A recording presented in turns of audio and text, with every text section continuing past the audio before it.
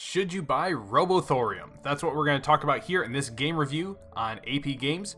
Before we get into the review, just want to say thank you to Goblinz Studio for the free key. They also gave me a free key for Dungeon Rushers, so you guys have given me 2 keys in like the last month.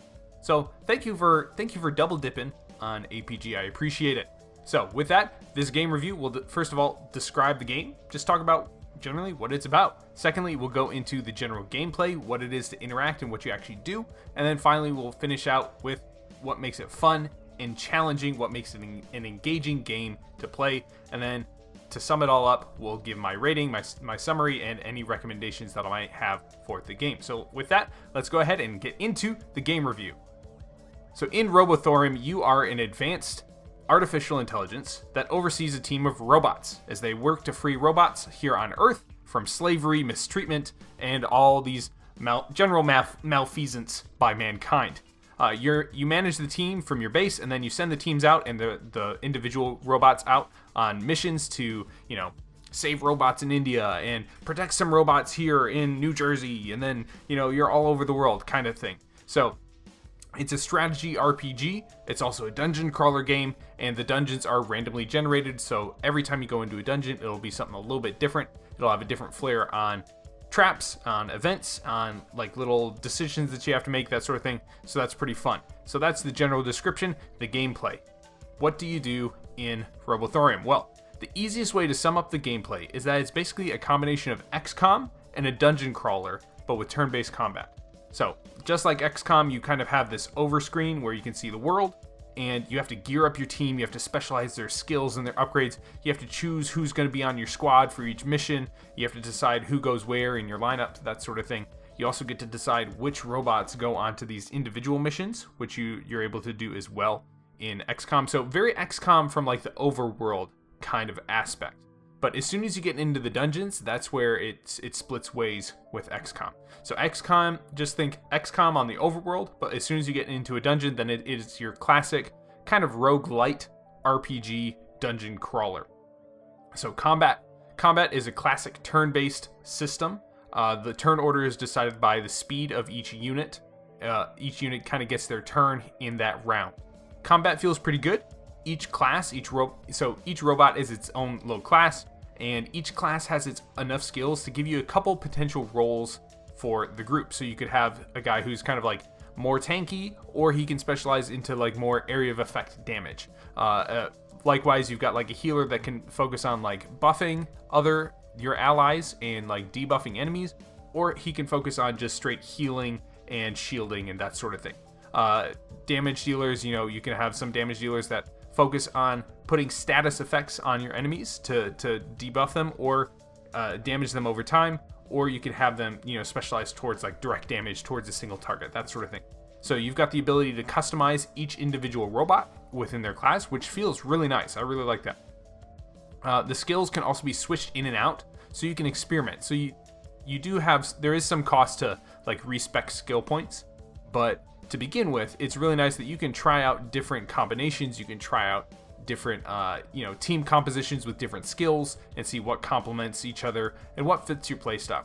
So that's really nice. I like that. Combat is also pretty heavily driven by these status effects. There's something like 20 or 22 different status effects. Half of them positive, half of them negative. Basically, there's a status effect that gives you more shields per turn, and a status effect that gives you less shields per turn. A status effect that reduces your armor, a status effect that increases your armor, that sort of thing.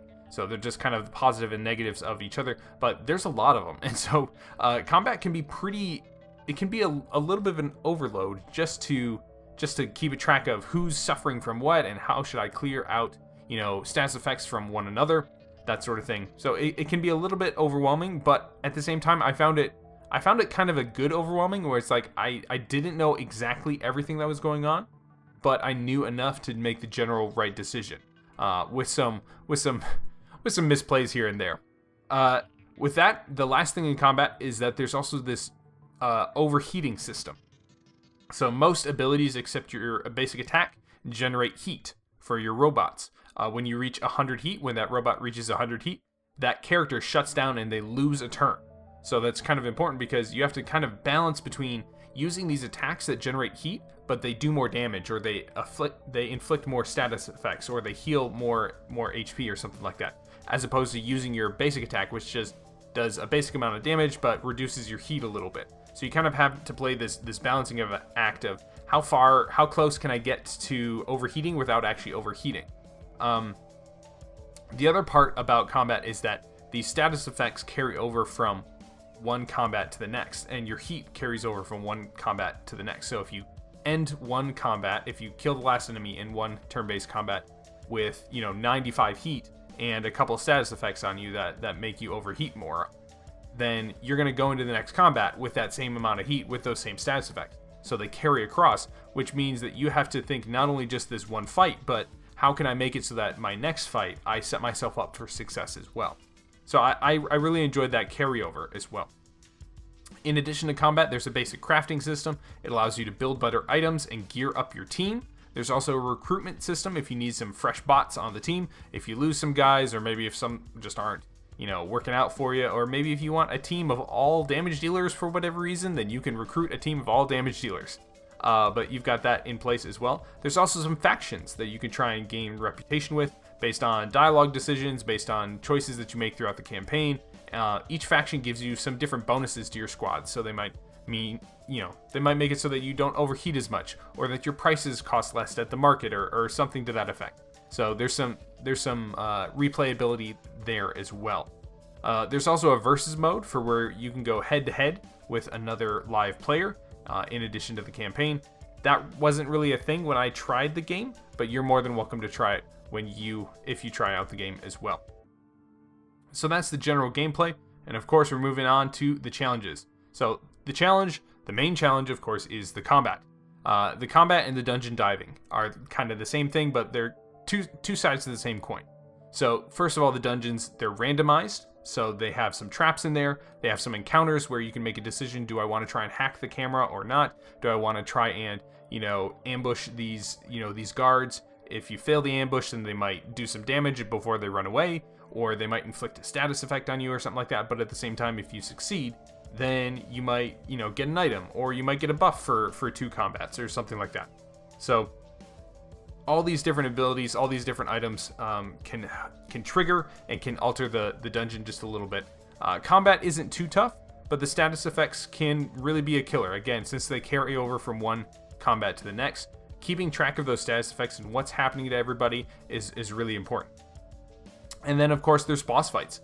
The boss fights, I enjoyed the boss fights that I was able to get to. There's some pretty unique mechanics which force you to kind of think through your approach. I actually did fail on one of the boss fights the first time because I kind of went backwards I went about the boss fight the wrong way. We'll just put it that way. A couple other challenges: general team management and maintenance. There's a lot of robots to keep track of. There's a lot of gear that you got to keep track of, especially if you want them to do well and you want them to survive. There's a lot of gear, and I mean like bordering on too much gear to go and filter through. So that can be a little bit of a challenge as well, just item management.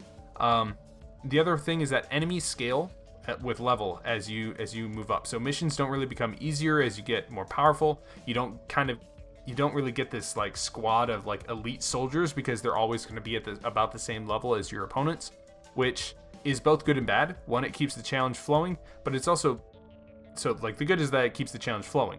The bad is that it means that any robots that aren't active in combat don't gain as much experience and therefore don't level up as quickly, which can make the game pretty tough if you kind of hit that brick wall. So those are the challenges. Overall, my review. So for those of you that are new, my review system works as such. Basically, I treat my review as though I were talking with a friend. And my friend's asking me about Robothorium and what I think about it, and so I'm going to make a recommendation on a friend if they should buy it or not. So my scale, 1 to 5. 5 are just these groundbreaking, just like genre-defining these amazing games that will stand the test of time. That's the kind of game that we're talking about with a 5. I have yet to give out a 5, actually, for any of my game reviews. A 1 is, this is a broken game, it doesn't have an exe file, it is an asset flip, it is abandonware, that sort of thing. A 3 is just a normal solid game. A 2 is something that's buggy, but maybe you'll want to try it out if you're really a fan. And a 4 is like, this is a good solid game, you should probably give it a try. So where do I rate Robothorium. Overall, I give it a 3. Somewhere between a 2.75 and a 3. It's not anything special, but I still enjoyed the time that I was playing it.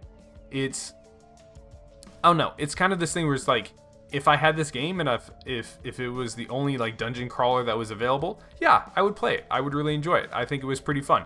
The storyline isn't really anything to write home about. It's actually kind of the same storyline as Detroit Become Human. I don't think that was intentional. I think that's just like an unfortunate consequence where this indie developer came out with this storyline and then this AAA game comes out about the same time as they release it. So it's kind of the same storyline as Detroit Become Human, which is okay. You know, whatever. Detroit Become Human is you know, obviously a AAA game, much bigger budget, all that sort of stuff. I would say that probably the big thing is combat. I would say it's too reliant on status effects to make it interesting and engaging. At some point in time, it gets too hard to keep track of all the status effects that are on your characters and on their characters, all that sort of stuff. Again, I enjoyed the game, but at the same time, it didn't really have like a substantial impact on me. It didn't create this feeling of, or like this sense of, I need more of this, which was kind of the thing that was lacking. I don't know what that would be for me. I don't know if that would be a more engaging story. I don't know if that would be better characters or what that would look like. I think the graphics are fun. I think like kind of this throwback, you know, indie graphics. I think the combat is pretty decent. There's something missing that makes me want more. So I'm just going to give it kind of that average to a little bit below average rating. If you want it, then I would say get it on sale. That's probably your best bet. I think that it would be a game that's kind of worth it on sale, and try out the multiplayer. I wasn't able to try it out. Again, there just weren't enough people when I was able to do my playthrough for the review for anything special like that. So anyways, that's my review of Robothorium. If you have any questions, if you have any conflicting thoughts or ideas, let me know down in the comments below, and I'll be glad to answer and talk and dialogue with you guys. So thanks again for tuning in for another game review here on AP Games, and we'll see you again soon here on the channel.